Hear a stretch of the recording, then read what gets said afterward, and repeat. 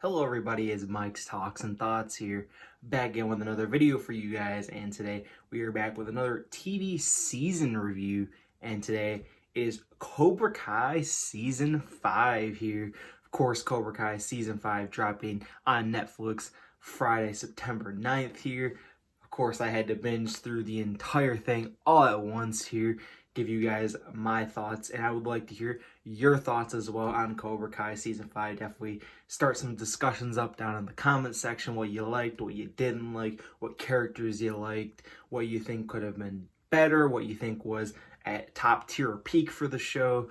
Just a whole bunch of emotions I feel like going through this series. This review will also be a spoiler review, so if you've not already seen Cobra Kai up into through the season 5 finale, definitely go and do that before watching this video, and then you can come back here and watch the video. But Cobra Kai season 5, this was a pretty solid season. You know, this was one that it was a make or break season, I feel like, because, you know, they're going to continue to keep going with the series. They've been rumored to go past even season 6 now, and season 5 was a roller coaster of emotions. For me, I liked a lot of the fight scenes in this season. That was one thing that really stood out to me for this season, was having the best fights of any of the seasons. There was a lot of great mini fights here and there. Of course, all the fights in Mexico were great. And then, of course, Robbie and Miguel having that 1v1 and just so many other little tiny fights. And then, of course, leading to the big ultimate fight at the end, which I think is probably the best fight in the entire show. Of course, probably before then, the season 2 finale fight was absolutely amazing.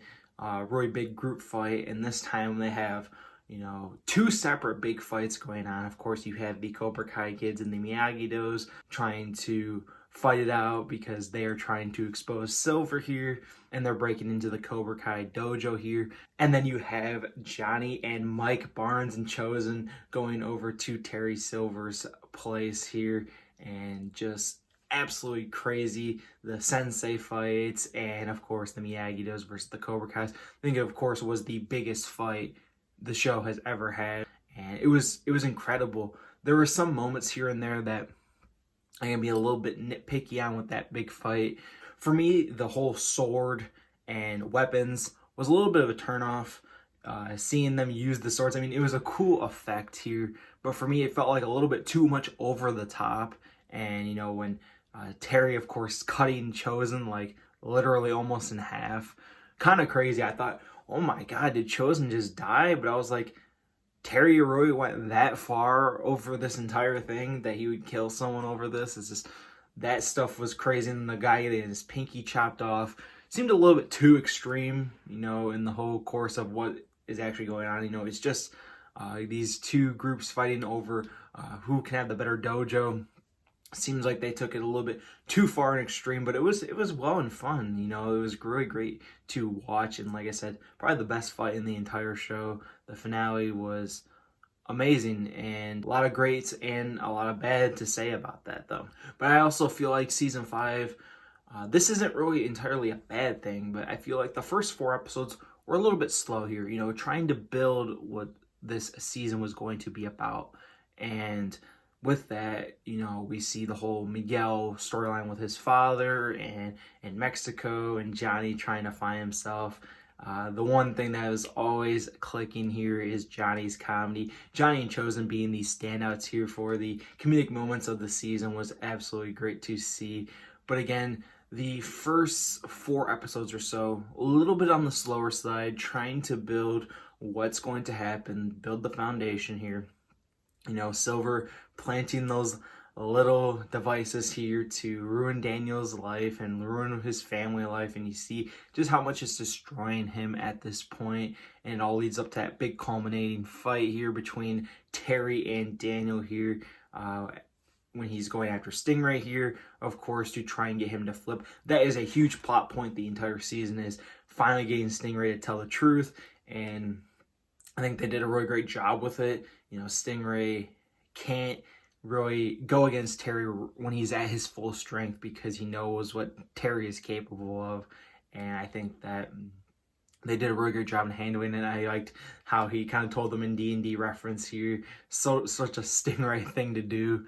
And you know, this season we get to follow the individual journeys of some characters here. Tori is someone who we see her dilemma after the fight at the All Valley. And how she just feels like such a fraud, she says, because of the ref being paid off. We see how ruthless and insane Kenny is and how much of a great fighter he's become. We see even Devin now, who is someone who's just introduced in season 4, and see how much she has grown into this Cobra Kai picture here. And of course, the whole relationship building between Miguel and Robbie. This was a solid season for both of them, and I think this is actually Robbie's best season. You know, every single season up to this point, Robbie's always complaining, or he's always got a problem with something. And this season, he actually puts all his problems to the side. He matures a lot through this season, and I really like that about Robbie. He actually grows as a person instead of holding all these grudges. And you know, he tries to convince Kenny all season long, and as well as the other Cobra Kais, that you know Silver's brainwashing them, and that they need to grow. As I mentioned earlier, Johnny and Chosen, of course, having the great comedy aspects, even though this is still a drama here, you know, focusing on the relationships, of course. I feel like at points the kids were kind of sidelined this season. At points, you know, at the end they sort of had this big fight and, you know, the culmination of everything. But in the meantime, you know, they kind of do these little small things with the kids. A lot of relationship building, of course, between Sam and Miguel, which, you know, is okay and all fine in that, but I'm not too crazy about them anyways. In the relationship, I don't really put too much stock into it. So that was something they focused really heavy on, but something that I wasn't really invested in. But really wanted to see more of the individual kids. Like I said, we got a lot of Tori and Devin this season, a lot of great individuals, but I would have loved to see more with Hawk here, of course, seen more on his character. He has a lot of great moments, though, in this show. Of course, his big fight with Kenny was great, and, of course, the challenge at the water park here. Kind of Hawk's big standout moments from the season. Overall, I think that this season had a lot of roller coasters of emotions, as I mentioned earlier, you know, feeling up and down and sideways with all these different characters in the storyline. I know a lot of people have pointed out that they felt the storylines was a little too convoluted and a little bit too out of order. I personally didn't feel that way, because I felt that they were doing a pretty good job of balancing the whole Silver aspect as well as the relationship with the kids, especially towards the end of the show. I think they really brought those two storylines together and mashed them up really well. But like I said, I wish we would have seen more of the kids at points and seen just their journey, focusing on the future of the dojos here.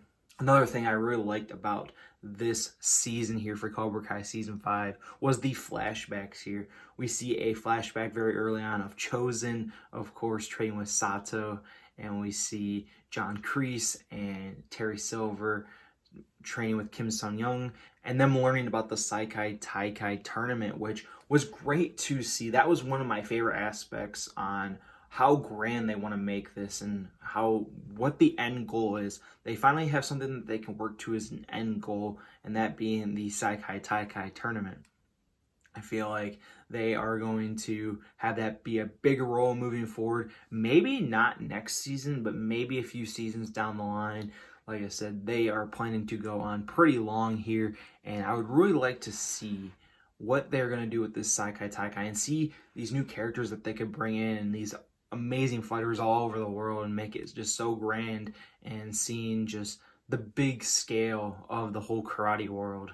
I do have some negatives on the show. I've already mentioned a little bit in the big fight here that happened at the finale. Like I said, an epic, awesome fight, but I had some problems with it. And there was also some problems I had with some of the characters and timings here. One thing that really didn't make sense to me was Tori, of course, leaving in the middle of the tournament. Of course, they were doing the Saikai Taikai between Cobra Kai versus Miyagi-Do, one fighter each, one male and one female here. And Tori just somehow slips out of that entire room full of almost probably 50 people and not one person noticed that she left until, you know, it's her time to fight and she's not there. Kind of a little bit of a stretch that no one was able to notice her getting out of the building. That's one thing that I definitely noticed that was a little bit of a turnoff here. Like I said, just little nitpicks here and there, though. Nothing too crazy to the story. I actually really enjoyed this story this season. I think it really brought it up as high as it could go, up to 100%. And that was really great to see how just big and grandiose the story has become. You know, the show started out as just Johnny and his struggles in life from the All Valley in '84, and how it's kind of taken over his life and ruined his life in aspects here, and him and Daniel rekindling their rivalry here. And now it's this whole grand scale of Cobra Kai trying to take over the world, and Johnny, Daniel, Chosen, Amanda, pretty much everyone that's not Terry Silver trying to take down Terry Silver. I also wanted more on the background of the new senseis for Silver that he hired, as well as Master Kim. You know, Master Kim, I think, had her good moments, but I really wanted more of her this season and more of a background on her. You know, we find out that she's the grandchild, of course, of Kim Sung-young, the ultimate master of Tai Sudo, but it's like his take on it, which Chosen, of course, knows about, which was great to see how he knows all these different styles here. But wish we could have seen her more and more fleshed out as a character, and having her kind of be a little bit better in scenes. Pretty much all she does is just antagonize Tori or Devin all season. That's kind of her main focus here. She doesn't really focus on any of the other students, mainly just Tori and Devin, of course. And then let's talk about that final scene here where John Kreese fakes his death to go escape from the prison. That felt a little bit too outlandish and crazy here. A little bit silly in my opinion. John, of course, is someone who is kind of like that. He's like a snake, like a serpent, of course, being Cobra Kai. And we see how he fakes his death to escape from the prison, but doesn't seem like something that he would do in the whole grand scheme of things. You know, he loses his contact with Tori here, and I think that's maybe why he goes to these extreme means at the end. But him on the run, it just doesn't seem like a recipe that will work. And it's going to be a storyline, of course. It's going to lead into season 6. The two big storylines into season 6 here, and what they're going to build upon, is what happened to Kreese, what's going to happen to Kreese now that he's gone from prison. Will he be exempt, because now they know that Terry Silver, of course, was the one who did the attack on Stingray, but he just escaped the prison, so that is another charge against Kreese here. And then you have the whole Saikai Taikai tournament here that I think is going to play a big part moving forward. I'm not sure how much they're going to go into it in season 6 here, but one thing that is really concerning, you know, it can be a good thing and a bad thing, is what's going to happen with Cobra Kai.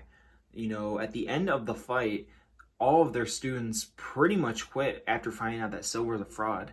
Will Master Kim take over and find new students, or will she bring back some of these old students and still have the rivalry between Cobra Kai and Miyagi?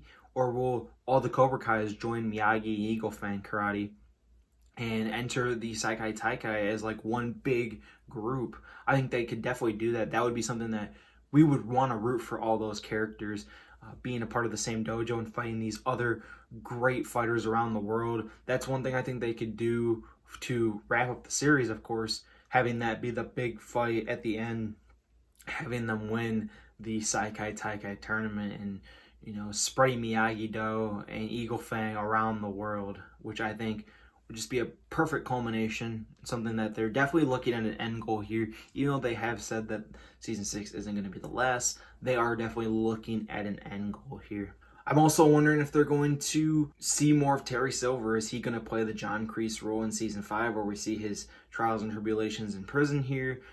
We'll be interested to see in that. You know, Terry Silver here played a great villain. Terry's always been my favorite of the Cobra Kais here, or the big villains over Kreese here. I think Terry just has this effect that he can just manipulate and control, and power that he has. And as you can see by the final fight, he's probably the best fighter in the whole show.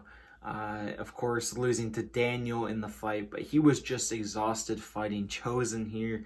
I think that, you know, at the beginning of the season, Terry, of course, is a amazing fighter here, and Roy shows you how great of a villain he is. Just, you can see the transformation in Daniel, ruins Daniel's life here, and Roy plays a good aspect in that. But Cobra Kai Season 5, I would say this season is definitely towards the bottom half of Cobra Kai seasons. Not to say that's a bad thing, because it was a great season. It was one of my favorite ones I've seen this year. I saw all of Cobra Kai in 2022, and I would give Season 5 an 8 out of 10. It had a lot of great action scenes and a lot of great story building, especially towards the end. The last like 3 episodes were absolutely incredible, especially that final episode, probably being the best episode in the entire show up until this point. But a little bit of nitpicks here and there with some of the writing and choices, and a little bit of the slow effects here in the first few episodes here. Bring it down a little bit, but I think Cobra Kai Season 5 was definitely a hit. I think a lot of people are going to enjoy it. And Cobra Kai, I think we are all excited for Season 6 here. Hopefully it delivers and comes out with a crazy new storyline that will keep us invested and build upon these characters and keep developing them and growing them even more. So yeah, that's going to do it here for the Cobra Kai Season 5 review. As I said in the beginning of the video, leave a comment down below, like, share, and subscribe as well. Definitely helps a lot on the channel here, seeing you guys support here. Thanks for watching, everyone. Take care, and peace out.